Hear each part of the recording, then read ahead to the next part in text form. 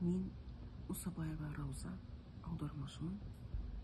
Орыстың ұлы ақыны Александр Сергеевич Пушкиннің мерейтойына орай ұйымдастырылған поэтикалық дуэльге қатысып отырмын.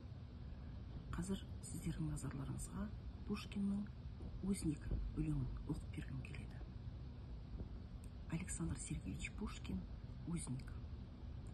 Сижу за решеткой в темнице сырой, скромленный в неволе орел молодой. Мой грустный товарищ, махая крылом, кровавую пищу клюет под окном. Клюет и бросает, и смотрит в окно, как будто со мною задумал одно.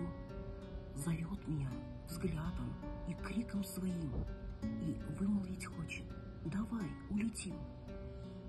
Мы вольные птицы, пора, брат, пора, туда, где за тучей белеет гора, туда, где синеют морские края, туда, где гуляем, лишь ветер тает.